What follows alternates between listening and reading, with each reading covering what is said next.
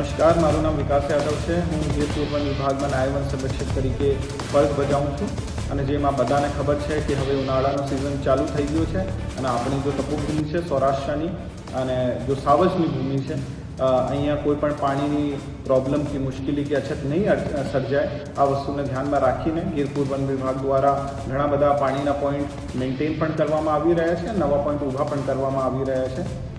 Gir one વિભાગમાં 250 આજુબાજુ પાણીના પોઈન્ટ અત્યારે ચાલુ છે।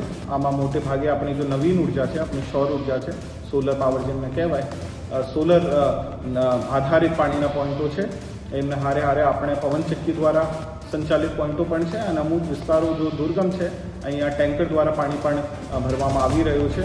અને ગીર વન વિભાગ ફક્ત અને ફક્ત આપણું જો હાવજ છે અને મોટો પ્રાણીઓ છે એમના માટે ચિંતિત નહીં છે, પણ આપણા જો નાના જીવડા કહેવાય અને આપણી જો પરાગનયનની આપણી જો એક પદ્ધતિ હોય છે ઇકોસિસ્ટમમાં સારી રીતે ચાલતી રહે, એમના માટે પાણીના કોથળા પણ નાખવામાં આવી રહ્યા છે અને ઘણી બધી ભૂમિ ભેજની કામગીરી, સોઇલ એન્ડ મોઇશ્ચર કન્ઝર્વેશનના વર્ક્સ પણ ગીર વન વિભાગ દ્વારા કરવામાં આવી રહ્યા છે। ધન્યવાદ।